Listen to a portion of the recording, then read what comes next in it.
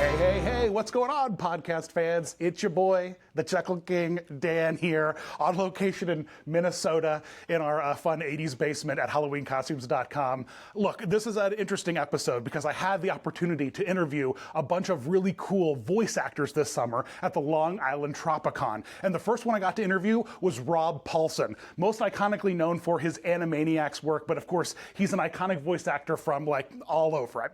He's done everything. He's literally done everything, and I've talked to him about it in this episode. Now, the room was a little bit loud, a little bit crazy, chaotic, so just want to give you a disclaimer. This episode might not be for you because the audio isn't perfect, but Nathan, the Chuckle Wizard, did his best to clean it up. Shout out to you, Nathan. Thank you so much. So I hope you enjoyed this chat with Rob Paulsen, and we'll be back next week with another episode of me in the studio talking about theme parks and all kinds of fun stuff.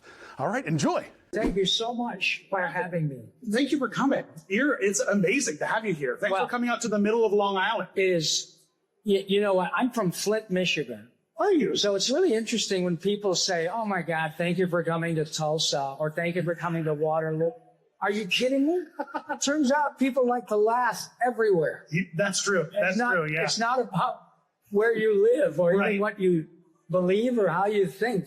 Turns out people have been watching cartoons all over the place. Forever. Who knew? I'm pretty old. I was a busboy at the Last Supper. So, whoa. Yeah.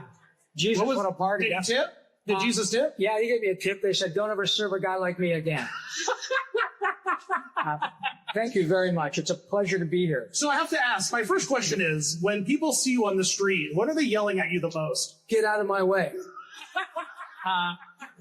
You know what? It's really interesting. As a result of the ubiquity of these Comic-Cons, they're springing up like zits on a 12-year-old everywhere. You sure are. Sorry, hope there are no 12-year-olds with skin conditions. But the thing is that I do get recognized more and more, and my first response when somebody says, hey, are you Rob Paulsen? I say, hey, are you with the IRS? But you know what's so great, you guys? And it always bears repeating. My friends, Billy and Carlos, all of us, it turns out we're essentially in the happy business. And when someone recognizes me, I ask them if they have a particular favorite character. And sometimes they say Carl.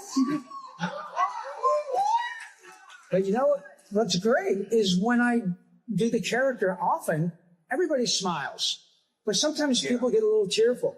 Yeah. Men, women, boys, girls, and they always apologize. Oh, I'm sorry, I don't know what's going on. Oh, I know exactly what's going on. These characters, when you start to watch them and listen to them, it's like a song or your grandmother's cooking or whatever it is. 100%. When your little brain or your pinky is developing and you hear those voices, and then you get to be 40 and you have your own kids. Right. And then you come up and I say, hello, nurse. And then mom goes, oh my God. It's the coolest thing in the world. So, yeah, I've won the lottery, and I know you're very, very fortunate. Yeah, it's truly amazing, like, how everyone has their own, like, attachment to each one of your characters because they were at this moment of their life. Exactly. They were going through this certain thing, and your character was like an escape. Cartoons are an escape. They are. They're truly an escape. And when they're done well, and by the way, Billy and Carlos and I, we don't draw them and we don't write them. It is a very collaborative effort, as you can imagine. For a show like Animaniacs with a full orchestra and, you know, when you get Mr. Spielberg to run the show, you get everything. But it takes about 180 people to make an episode of Animaniacs. And I and Jess and Tress and Maurice, we're the ones who get this incredible opportunity. But then I get to go back to LA and I know these artists and I get to tell them, you guys and you girls, you have no idea how much joy your art has brought to millions of people. And it's not hyperbole. It really is. And your point about getting people through a difficult time, it's always overwhelming when somebody will come up and say, Mr. Paulsen, I was in the foster system from the time I was 6 months old till I was 18. I can't imagine. Yeah. And then I had to go to 4 or 5 different homes as a child. But as long as there was a television, Oh, well, yeah, you're a constant. You're a constant in their life. And reliable. incredibly, Yeah. it's not only kind, it just shows me that the extent to which these characters connect with people is way bigger than my paycheck. It's fantastic. And when it's done right, it's timeless. Bugs is 80. I could watch Bugs all day. I know, right? Yeah. But yeah, it's something else. It's at this level, it's not about my check, it's not about ratings, or it's not about merchandise. We've all been very well paid to do these jobs. This is gravy. Where the fans. Such a huge dollop of whipped cream for all of you to come say hi. Yeah, truly, right? Yeah. It's so great. And I love, and also hello to my fans. Yay. I got some fans out there too, so. Hi. Are you? Thank you. Yeah. Rob's a fan. I thought he was giving me a high five, but he was raising his hand. Now I feel awkward and embarrassed. No. So I'm sorry you'll have to witness But you're that. good at it. Thank you. So, speaking of things in my childhood that gave me joy, is it true that you are the Dinks in Spaceballs? I don't remember what I am. I did a bunch of, in any time you do a motion picture, if you and I are in the background and we're having dinner and we're chatting or something, we don't really make any noise. We look like we're doing, and because like these two lovely young people might be the stars of the movie, so they're the ones in the foreground chatting, and then you and I are doing, and then later in post-production, those voices and noises and stuff are added in the background, the cutting and plates and all that. And so what often happens is people like me, I don't do it so much anymore because I don't really have the time, but at the beginning of my time in Hollywood, I would do a lot of that post-production stuff. Sure, ADR. And, ADR, automated dialogue replacement. And I got to work on Spaceballs with Phil Hartman, the late, great Phil Hartman for that outline. Wow. Who else? Nancy Cartwright, who's Bart. Right. Oh, this was before Bart. Right. Before Pee-wee, right? Myself, John Paragon, who was Jambi the Genie on Pinky's Playhouse. Yeah. So it was great. And all these years later, it turns out Mr. Brooks is doing another one, right? Yeah, I heard. He's 100 or 99 or something. Oh my gosh, I know, right? Incredible. Are you still going to be working when you're 99? Boy, I'm really pretty close. Actually, Dick Van Dyke is going to be 100 in December. Whoa. And he's old enough to be my dad. Whoa. And he's my guru. Boy, if you can spend the vast majority of your life bringing joy to everybody. It's funny you say that. Dick is like you have that. Dick Van Dyke energy. I just want to say. Thank you. I've manifested into the thing that inspired you. Well, sure. He's a kind of a guru of mine. Every time I've seen him, he lives in Malibu, and I live in that area too. And years ago, my son sent me a video from Starbucks in Malibu. He said, "Hey, Dad, I think this is the gentleman you talk about who you watched growing up." And he did the little video, and somebody in the Starbucks said, "Hey, Mr. Van Dyke, do you still know that?" And before they got it out, his supercalifragilistic.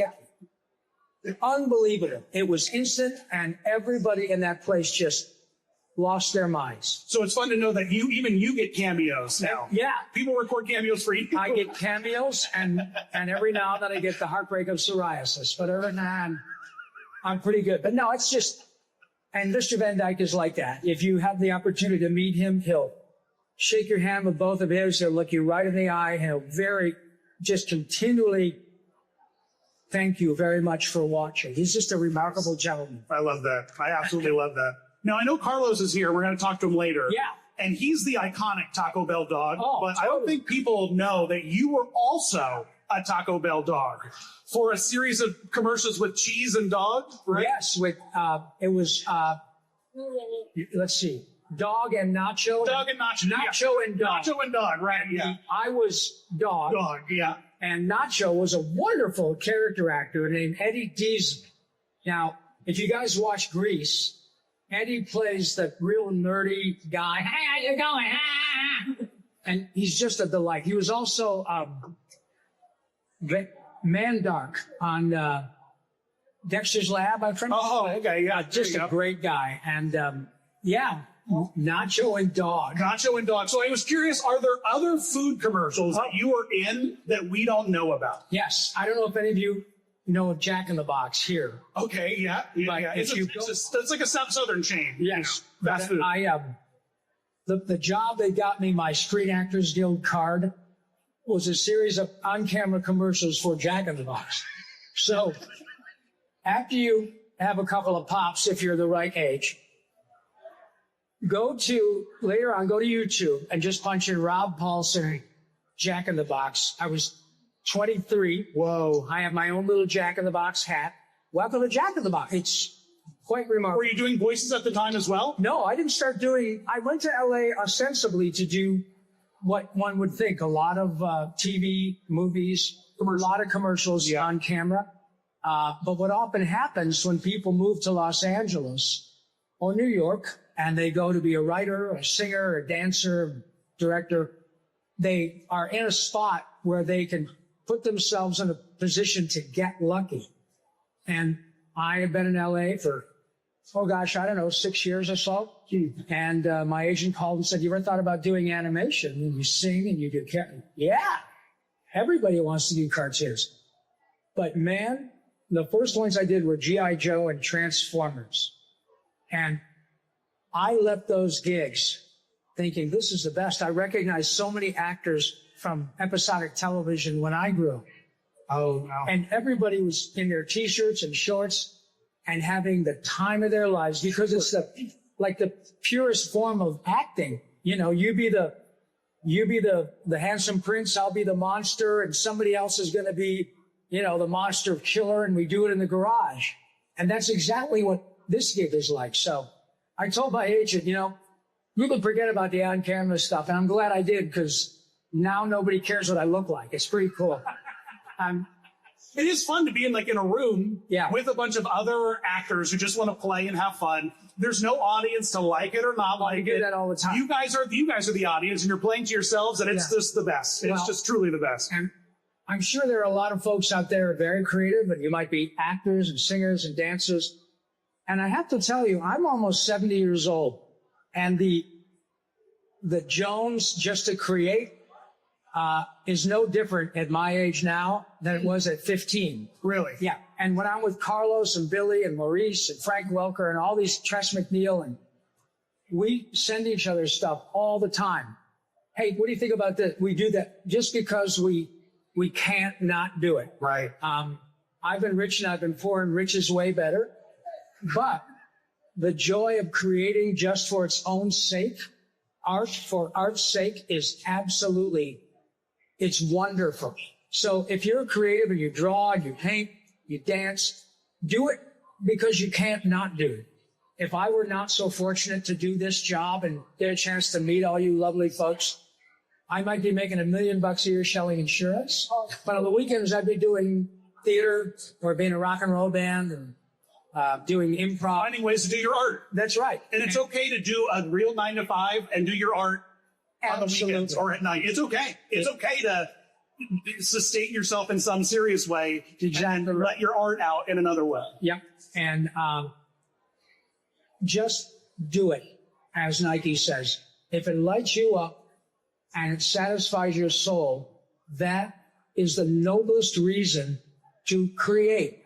And it makes you happy and fulfilled and joyful, and it really makes you a better human. So whatever it is, flower arranging, golf, working on cars, or acting, do it because you can. It's worth it. Are they still doing voice work these days like they were back in the day? Are you just staying in your home these days in your home studio, or are you going in and recording? Like, how does it work now versus then? Sadly, COVID really put the kibosh on a lot of that. And then studios learned that they didn't have to spend $500 an hour to rent a studio.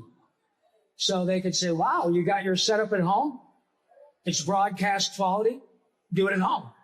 I do not. I'm an old Hollywood dog. I've done all this work that I've done, thousands of episodes and video games and all, was done with other actors in the studio. And I so preferred, we all did. We all prefer that because it makes us better. Yep. when you have a high tide, it's that high tide raises all boats. I'm way better because I know and work with Carlos and Billy. Right. And when you work with people who are a lot better than you got to get better. And It's the best, honestly. it is. Same, it's like playing sports with somebody who's a better bowler. You get better. And man, the people who are my heroes, some of them are gone, but I work with them all the time. And it's pretty neat to be in the presence of all these incredibly gifted actors who are, by the way, are the nicest, most incredibly patient, thoughtful people you ever want to meet. And they just happen to be so incredibly gifted. And in 2 seconds, they can make you laugh from your soul. It's amazing. So in a way, cons are almost important now to you. Oh, yeah. This is how you get to see the people that you work with. Oh, no. Let me make this clear. It's all interesting. You were very kind to thank me. But with all due respect, let's be clear about this. You guys watched. You watched when you were kids, or your parents said, hey, we're going to watch this show. It's called Animaniacs, and you're going to love it. Then you learned who I was. Then you followed my career. You said, oh, my God, the same guy that you had, though, is Carl Weezer. And then you kept watching. Then you went to college and still watched. And then I do something else, and you watch that. Then you say, hey, man, we're going to fly to Long Island, and we're going to get a hotel for 2 nights. And we're going to rent a car, and we're going to buy tickets for our 2 kids and my wife and I. And we're going to go stand in line to tell Rob how much we love what he did and thank him. It's amazing. Let me tell you, I could have a script written by Jesus and $30 million of someone else's money. And if you guys don't watch, it's a fancy tax write-off. So as much as we appreciate your remarkable kindness and saying thank you, I have nothing. I have nothing without you. And it is a mutual admiration society. Yes. So thanks, you guys. Yeah, thank you. Speaking of a script written by Jesus, I have to ask. Actually, it's Jesus. Jesus, right. I said, sorry, it's Jesus. Yeah. I was a huge VeggieTales fan as a my kid. God.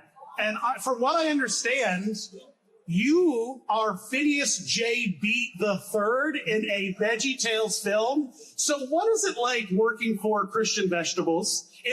Are they an outsider in the animation industry? Or are they like, is it all, they all talk, like, what's VeggieTales like behind the scenes? It's wonderful. When I started working on VeggieTales, it was a number of years ago, I think probably 10, 12 years ago. Right at after Jesus tipped you at the Last Supper, he's like, hey, come work from VeggieTales. How about that? Yeah, you were the busboy. Come on. Yeah. No, it's great. Look, anytime you're working, you get paid to do something you do for free, it's a gift. But anytime also you get to come in as part of something that has become really relevant to an enormous group of people. And I have done a number of faith-based shows before. I did a whole series of direct-to-video things from Hanna-Barbera called The Greatest Adventure, The Greatest Adventure. Oh, okay. Yeah, something like this. I think The Greatest. And it was a series of biblical stories because Joe Barbera of Hanna-Barbera was a devout Catholic. And it was myself, Terry McGovern, whom you know as Launchpad McQuack, and a wonderful actress named Darlene Carr. And so each episode, they would bring in a celebrity to do, like, for instance, Ann Asner was Noah, and which was great because I love there you go. Grant. Helen Hunt, who in those days was just starting her career. But her dad, Gordon Hunt, directed all the cartoons at Hanna-Barbera. Oh, wow. So she came in, and it was great fun. But the VeggieTales are great. Everybody knows them. Plus, in the movie you suggested, I got to sing with Kelly Pickler. Really? From American Idol. She's just a doll. That's amazing. Yeah. Oh, you know what? There are a couple American Idol to VeggieTale direct pipeline. What's that about? I don't know. What's going on behind the scenes with American Idol and VeggieTales, guys? That's strange. A lot of folks, especially from south of the Mason-Dixon line, like Kelly, it's the Bible Belt. It's called that for a reason. Sure, it makes sense. Makes sense. And the thing that I liked about VeggieTales is there was a message, but in my view, it didn't proselytize. It didn't say, yeah, look, it was entertainment. Unless you follow these teachings, you're going to hell. Yeah. None of that. No. Which is very difficult because one of the things I love as a result of both my sets of grandparents being from Denmark and Macedonia is I believe to my soul that the remarkable strength of our constitutional republic is due to the fact that we have so many people from so many backgrounds, and so many religious beliefs or no religious belief. Right. Thank you. I agree. Yeah. So I completely understand, living in Southern California, I completely understand I'm not getting too political, but the legal ramifications of coming to this country. I get it. However, the joy and the taxes and the enormous cultural diversity that is brought to this country. It's crazy. It's amazing. And I am a much better man for having had innumerable cultural influences visited upon me. True. And religious differences. I know Buddhists, I know Sikhs, I know Muslims, I know atheists. And they all watch cartoons. I know deists, and I know Christians. And plenty of Jews in Hollywood. And they're all lovely people. Yeah. And some of them are not. And that's just how it works. So, irrespective of what you believe, it can still be not very nice. Amazing. So anyway, thank you for letting me proselytize. So it was fun. Yeah. Thank you.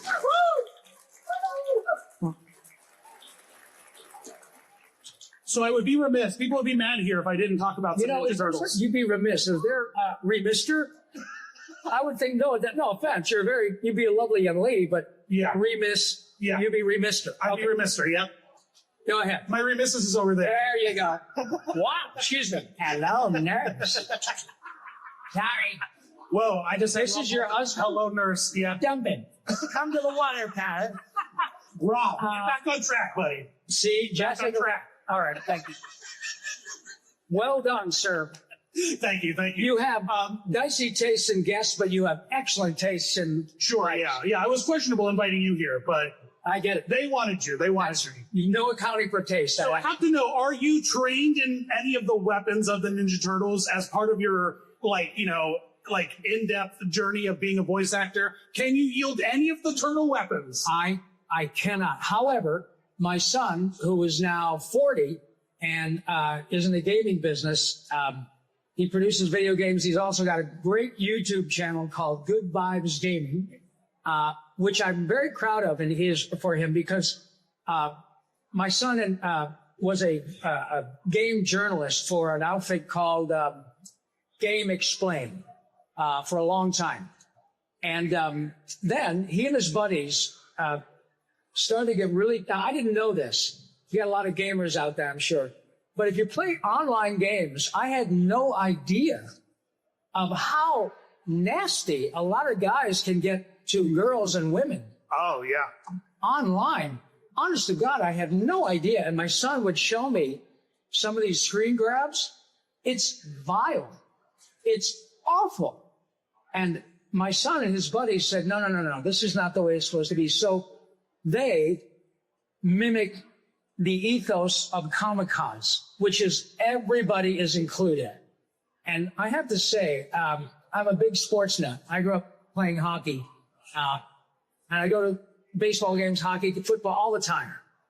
I don't think I've ever been to one professional sporting event in which somebody's had the wrong jersey on and has a couple too many beers and takes a swing and they got to get rid of him. I had been to 150 Comic-Cons. I was at San Diego, New York, 200,000, 300,000. This in between, I have never, ever seen anyone get sideways. Nobody gets mad. Nobody gets, you said this, you said that. Never, ever, ever. The way these events include everyone, folks on the spectrum, folks who are gay, straight, black, white, orange, green, is a microcosm of how I think we'd like real life to be. People who have a difficult time socially in real life, it's not unusual. So you're saying nerds know how to hang out? Right. Yeah. But there are many people who are maybe a little shy, maybe a little introverted. But when they come here, they can dress however way they want. And if they have a little bit, the cacophony of this event was too much for some kids on the spectrum, they are utterly welcome here. And it is something that I cannot get enough of. It's pretty great. It's wonderful. Here's how I can best encapsulate it. As a result of you folks and your kids and your parents, I have a job here, a job in which I go back to LA exhausted from saying thank you. Nobody at 70 years old has a job like Billy and Carlos and I, where we go home after meeting all of you people who thank us. And we just don't know how we got so fortunate. So that's why I love sharing that stuff about my kid, because he grew up around all this. Right. And it's a nice community because of it. It is. Anywhere I go. So we're good role models Anywhere. for children. It's wonderful. Nerds. It is. And you know what else is cool? Is I can go anywhere in the world. I've been to Abu Dhabi and Dubai and Australia, whatever. And I can go anywhere and say, oh, are you a fan of George Clooney? George Clooney. Is it Hector? Los Tortugas Ninjas. Oh! Sí, cowabunga! Amazing. Just amazing. It turns out everybody likes to laugh, so it's pretty convenient. So what is, I know you're Raphael. I know you're also dabbling Donatello. Whoa, all the Raphael disrespect Oh, out. that's okay. Hang on a second. I gotta tell you girls, I know that you think I'm kind of cute. And by the way, for those of you who are a little bit confused because they hear this sweet voice coming out of this old man, it's really me. I dress like this because I can't go anywhere if I look like my normal handsome guy's son. This way, nobody cares. But I love Donnie because I get to say, butt cannons! It has butt cannons! I get paid for doing it. Yeah. It's great. It's great. And as far as I know, I'm the only guy who's gotten to be 2 Ninja Turtles. Yeah, I believe And if I live to be 100, maybe I can knock them all out. But that franchise is bulletproof. Seth Rogen is doing another, the last one he did. the animated one. Yeah. It was so much fun. Yeah. Oh my God. What's he got? Yeah, thank you. And so he's doing another one. When you guys are my age, there will still be Ninja Turtles. There will be, It's yeah. 40 years old. It's unbelievable. And what makes it so strong is that it really doesn't matter how many iterations, different animation, different actors, it withstands them because it's so wonderful. And all these young people have grown up watching them, and now they're artists and they have their own version of Turtles. It's pretty cool. It's very cool. It's remarkable to be part of that. Are you aware that you have voiced a live action Ninja Turtle in a piece of media? No, what did I do? You, and this is incredible. My niche. Did I get paid? I hope so. I hope you got paid. My niche on YouTube specifically is costume character and like parade and theater entertainment, and like theme parks and stuff. My gosh. And the history of that. So I did a nice deep dive on the Ninja Turtles. Yeah. My favorite thing that I learned while researching it is that you and your fellow voice actors did a project called Operation Blue Line. Are you familiar with the LA train Let me ask. PSA to teach kids that public transportation is cool? I have to ask, I Rob, do remember that. what are the Ninja Turtles doing in LA? They are a New York-based sewer turtle Yes. gang. How did they get to LA? Well- what are they doing in LA? They go out there because they bring April with them, And she has a very specific salon where she gets her hair. Oh, okay, gotcha. So we take her to Beverly Hills once or twice a year. But no, interesting. Years ago, I was at New York Comic Con, and when I was getting back on the plane, I was at LaGuardia, and there were all these Ninja Turtle posters like "I Love New York," and they had done a series of print and commercial radio stuff about the turtles saying, "We love it here." And it's fantastic. Yeah, it's their home turf. It is. It's great. My brother lives in Manhattan. He's been there for 40 years. I just love it here. If you haven't had a chance to watch the PSA, it's on YouTube. I will. I highly recommend it because there is a original traffic-related villain. Is that right? He creates traffic, and the turtles are like, "You can't create traffic." It's wild. It's great. We did PSAs for. Yeah, what are some of the wilder PSAs you've done? We did no smoking. We did say no to drugs. Let's see. I did a PSA. Did you ever do Got Milk? I did. Okay. Speaking of which, did you guys? Are you serious? Yeah. Did you know that I did one? No, I didn't. You guys familiar? It was a great, very successful long-term campaign about Got Milk. Right? It's long gone now, but it was iconic. Okay. I did the very first one. Really? Yeah. If you go online and you put in Got Milk, Aaron Burr. Okay. Now, the guy who shot Hamilton. Yeah. Yeah. In fact, it was directed by Michael Bay. That's how it started. The first Got Milk campaign is a Michael Bay, Aaron Burr Got Milk commercial. It shows a wonderful actor. I forgot his name. He's a character actor. You've seen him a lot. He's a great character. This was 30 years ago, maybe longer. And he is a night watchman at a museum. It's very clever. And so he's sitting there, and there are shots of all this stuff. And then there's a shot of the gun that killed Alexander Hamilton, right? And so the gentleman who killed Alexander Hamilton, not gentleman, fellow who killed him was Aaron Burr, okay? And so I come on, the guy's listening to radio, and I say, and that was Vivaldi's Seasons, F sharp minor, and now, for a $10,000 quiz, who shot Alexander Hamilton? Oh, and he's eating a peanut butter sandwich. Right. He's eating a peanut butter sandwich. He can't talk. Yeah. And so he is eating a sandwich. I remember this. With peanut butter. And he says, and he dials in. He goes, yes, we got our first caller. Hello. Right in front of the Who shot Alexander Hamilton? And he's been eating a peanut butter sandwich. And he said, That's why. Excuse me? Alamo. And they cut to the gun, like, it's right there.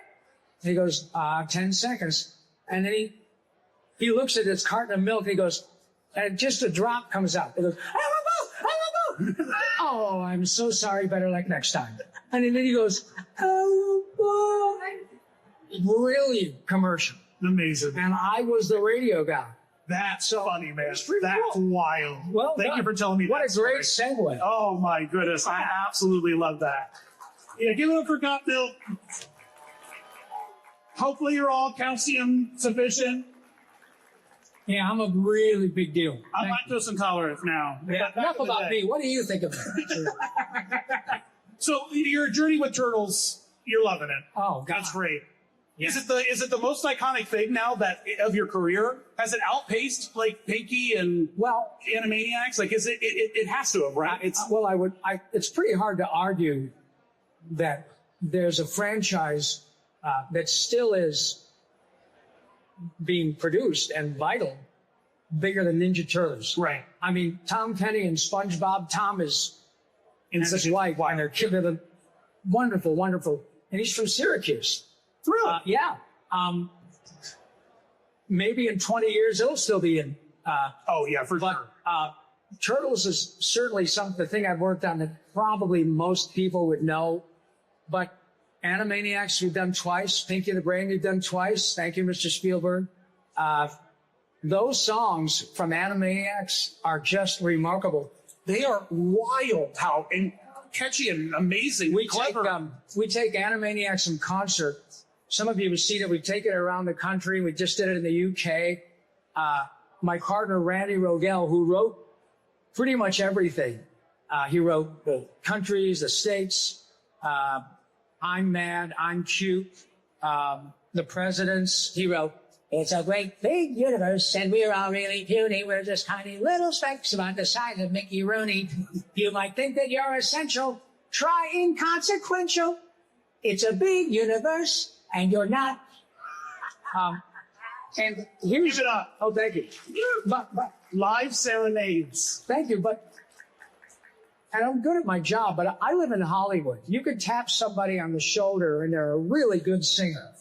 What you can't do is arbitrarily find someone who writes that stuff over and over and over. And one of the things that I love telling young folks about if they're going to move to New York or LA is find a way to surround yourself with people who freak you out because they're so gifted. Yes. You never know. Yeah. And what I can very quickly, my friend Randy, who wrote that stuff, was already writing on Batman, the animated series. It was his first job in Hollywood. But his background is musical comedy, and he writes music. So when Animaniacs was being produced, he knocked on the door and said, hey, I'm writing on Batman, but I also write comedy and musicals, and I'd like to give you something like a demo to see if you want to hire me. They said, look, just stay on Batman. We're good. We're covered. Finally, they said, all right, you know what Animaniacs is about. Go home and write a song as an audition and bring it in. And if we like it, you can do both. What did he write? That Countries of the World song. That was what he wrote to audition? That was his audition. Oh, man. That's what I mean. And now. Stupid talent. Yes. Randy and I, he's like my brother, like these guys who are here today. And now, having been in Hollywood for 47 years, Tress MacNeille, who's Dot, Crazy Cat Lady, Principal Skinner's mother,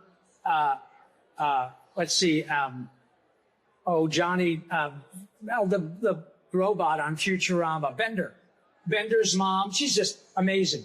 I knew her when she was a cocktail waitress. Now, I know people who are Oscar winners and Emmy winners and Tony winners and Grammy winners, and we all grew up together.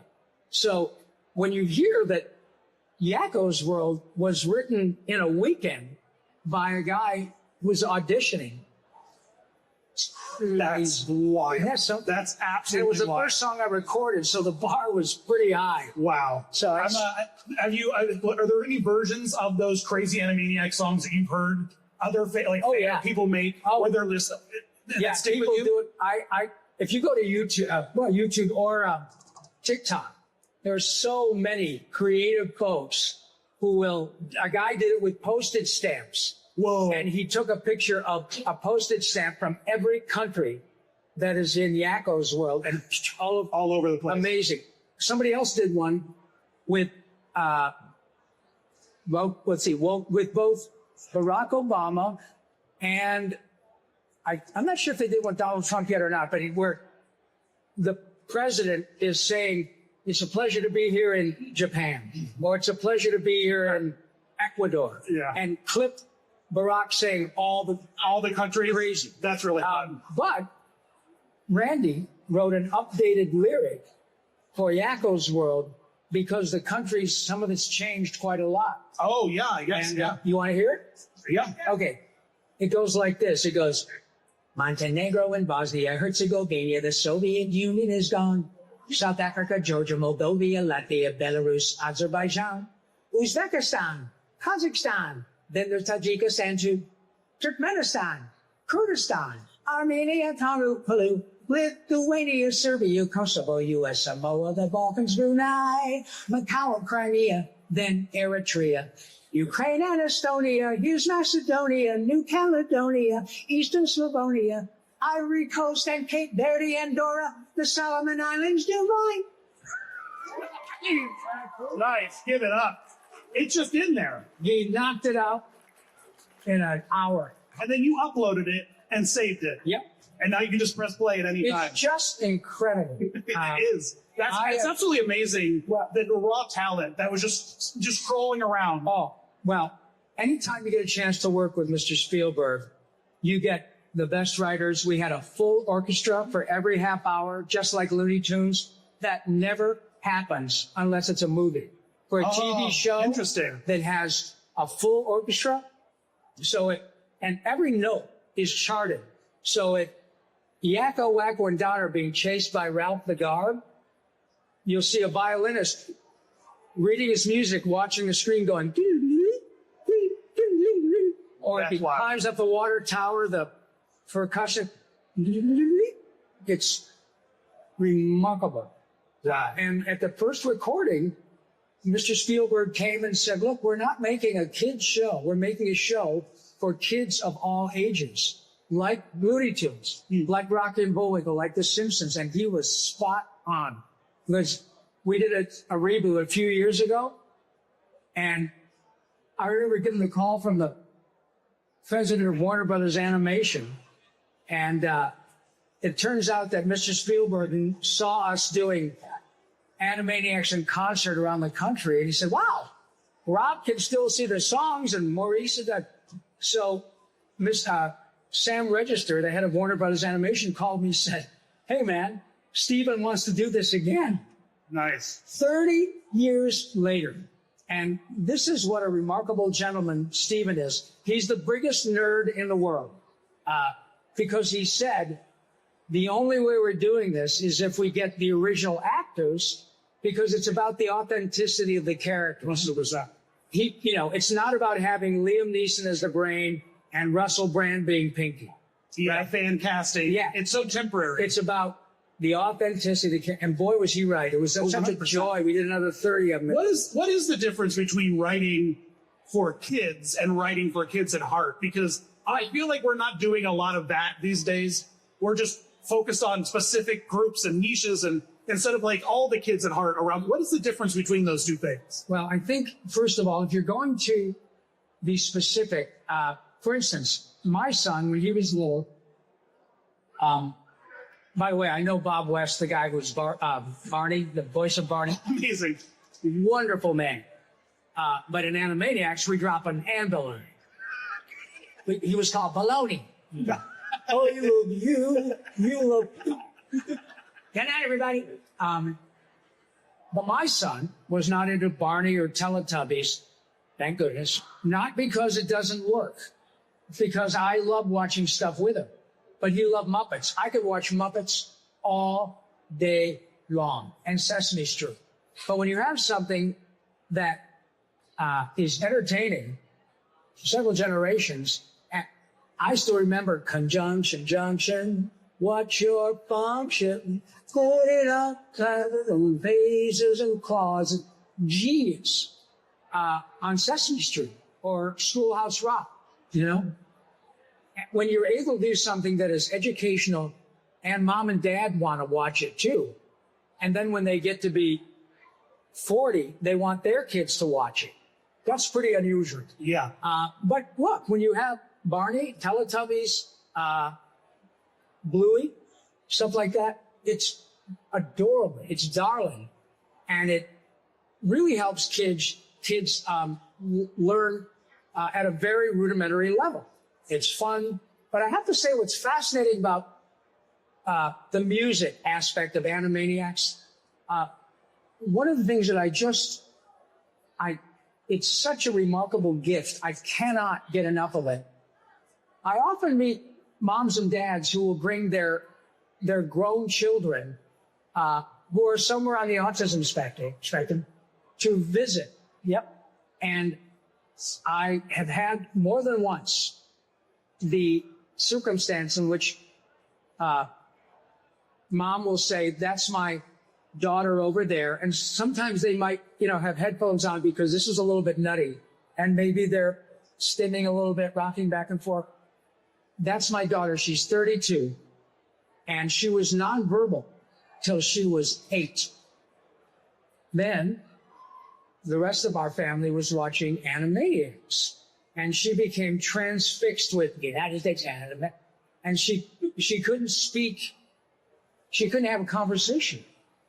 She learned the song and formed words that were the country's. And now she's able to have honesty. God. Yeah. It's How actually, do I even, how does that, yeah. thank you, or thank you is such a poor response. To know that this precious girl, who might always need help, Right. these folks don't have a trust fund. They must lay awake at night going, what on earth am I going to do? Right.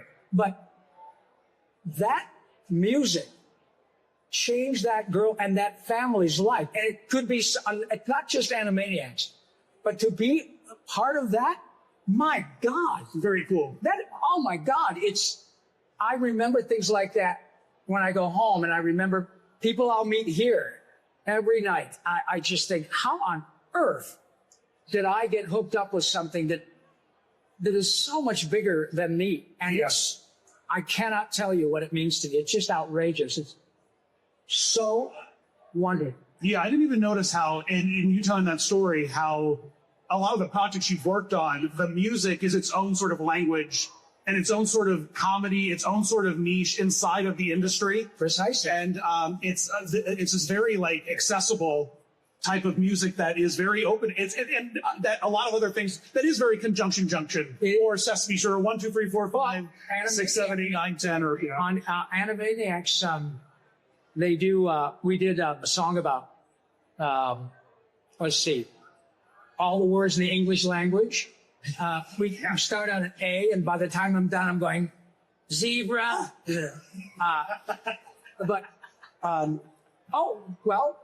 We did a song. Randy Rogel again. He did a song about the concept of time, which is a pretty abstract. It's a man-made something we made up. Yeah. but it's kind of abstract. So check out these lyrics. When you're traveling from Nantucket through Chicago to St. Paul, and you're standing in an airport and you look up on the wall, there's a clock for every city and a different time for all, from Asia through Malaysia to Peru. Did you ever wonder why that when it's 6 o'clock in Maine, at precisely the same minute, it is 8 a.m. in Spain? When it's breakfast time in Rome, they're having lunch in the Ukraine, and it's supper up in Upper Kathmandu. And it just goes on and on and on. It's just, the international date line is an imaginary cleft. Today is on the right side, tomorrow's on the left. So when you cross it, do you then arrive the day before you left? You're blowing my mind at how educational Animaniacs was. I had no idea how much I learned from Animaniacs. All that stuff. The president's crime. Yes, there you go. So that is, when you have that. Yeah, it's a unique language. It's like cartoon Sondheim. Right, it truly is. Yeah. It truly is. We have to appreciate Animaniacs. So I have gotta love it. When you're playing Reuben, the alien from Lilo and Stitch, 6 to 5. are you eating as you're recording, or what is your method for eating? What's your method for recording the sounds of eating? Well, so that's the name of my new album, The Sounds of Eating. Honestly, in a case like Reuben, I might grab a bagel or something from, the kitchen where I'm working, and take a little bite, and go, oh yeah, that's fine. Thank you, you big fella guys. Leave some for me, all right? What is so wonderful about Reuben and these other secondary characters is I don't know that they make such an impact to the extent that now Reuben's got 2 Funko Pops. Yeah. He was a secondary character. Sure. And I love doing it, but I had no idea how same thing with Goofy movie. I play PJ. Right, yeah. Man, I'm just this big guy who's full of love, and he just ain't got the moves. Yeah, what do you say? Yeah, look, his dad is a nut. That's crazy. And all he can think about is get into the Leaning Tower of Cheezel. But none of us had any idea That movie's 30 years old. It's huge.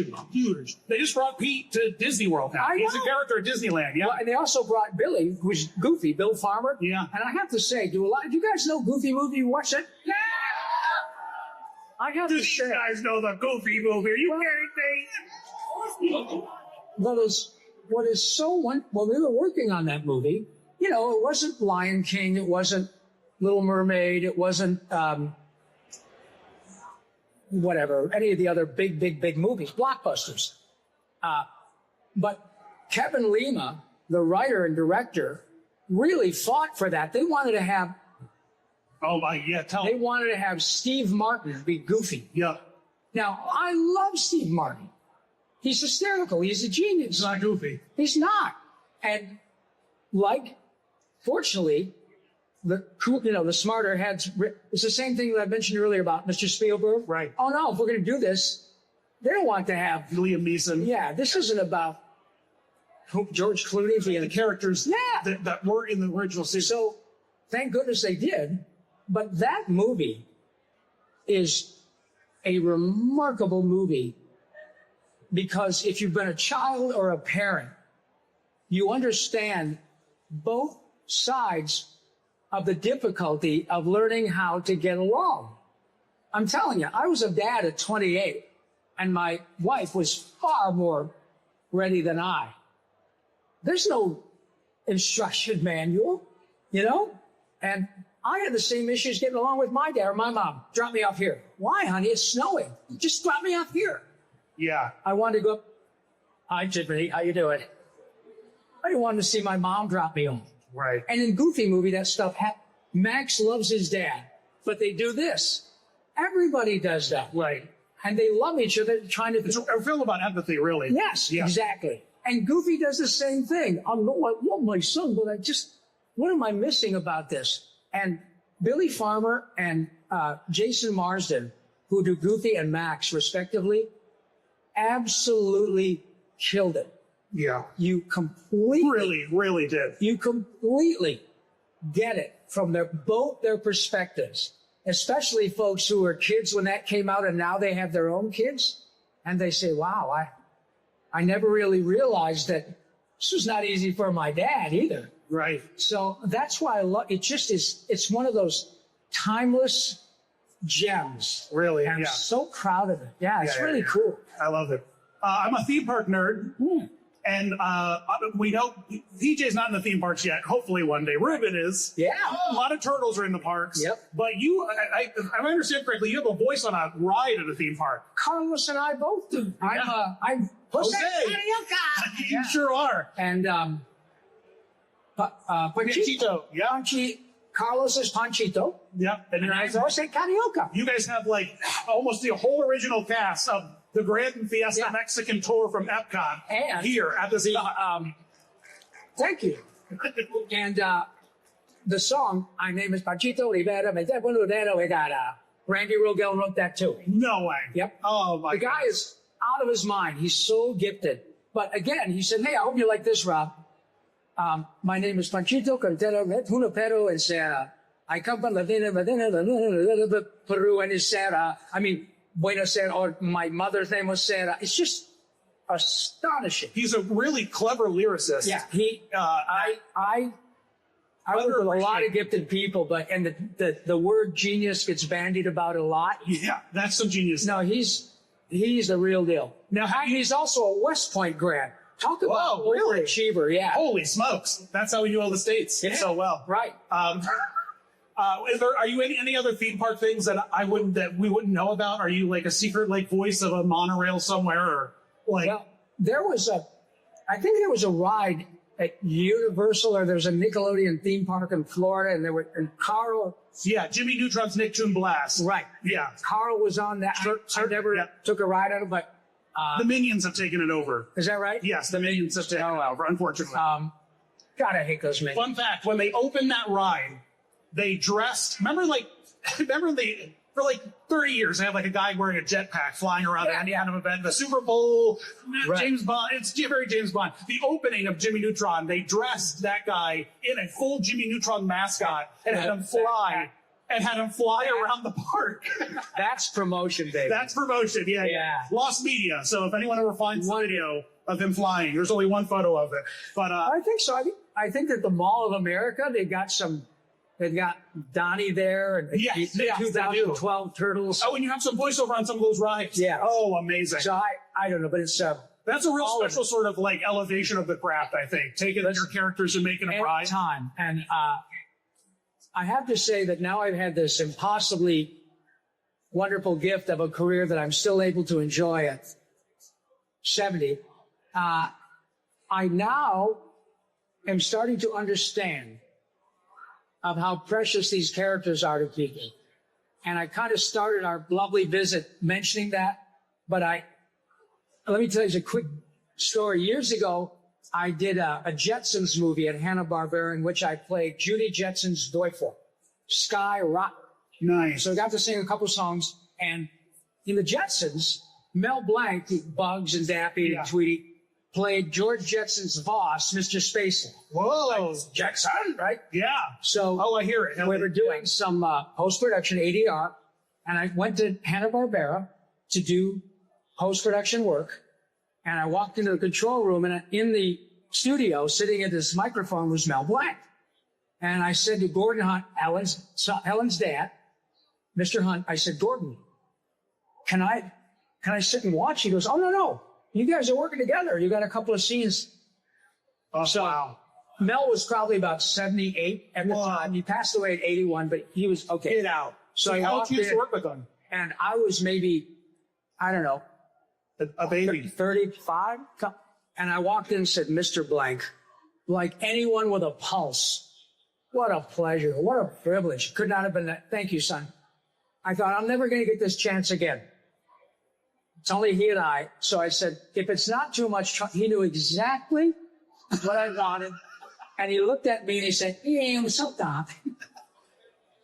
I thought I needed a Caesar salad. I lost my mind for 10 seconds. It was so powerful. Wow. So now, while none of us would ever compare ourselves to Mel, when somebody comes up and I say, no, right, and they do that, isn't that something? Or, hello, nurse. Or, don't forget to finish your poisson. Or, turtle power. Or, does the phrase go suck a lemon hold a meaning for you? It's just amazing. Yeah. And to be able to have that superpower, I love it when people hear.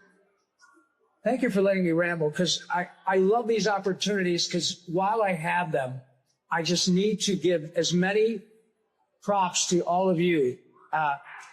Happened already today. Gentleman comes up and says, I know you hear this all the time.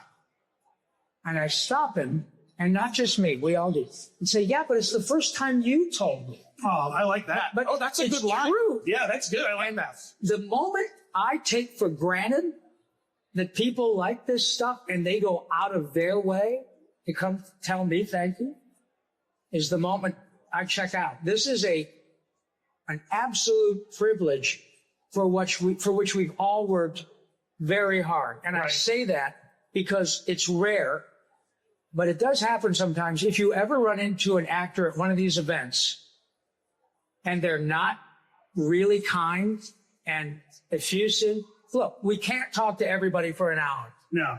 But if they just do, oh yeah, thanks. Oh yeah. No. Oh, I no kidding, right? Yeah. It's no fun. I won't use the word, but blank them. Because that is absolutely not okay. If this is not for you as an actor, then don't come. Right. These are the people who made you. Absolutely. Made your thing. And the people who put these on, it's a very expensive proposition. Right. And we have to charge something to help them offset the cost. Sure.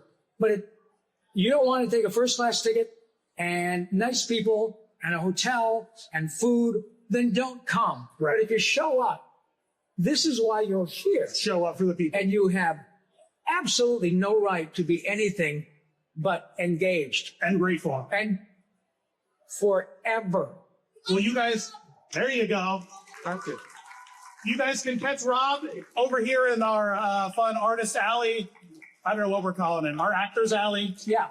Our crazy lunatics with voices in their head alley. Yep. Two-land east.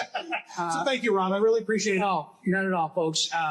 So make sure you come visit Rob in the back and stick around for our next chat. Who's next? Carl? Billy's next. Billy. All right. You gotta give him a hard The time. fact that Billy has not a lick of talent,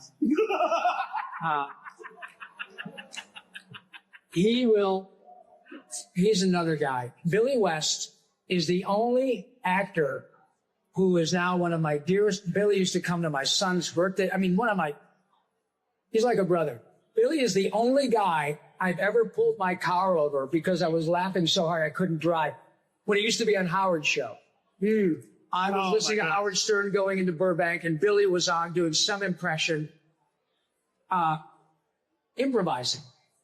Billy's brain is so quick, and I could not breathe. I was laughing so hard. I was a danger. Tried to pull over. That's awesome. And just laugh. Yeah, Billy is... Really something else. He Can't really wait to chat is. with him. And- Just stick around for a couple minutes. Yeah, and by the way, thank you. Give it up for Rob.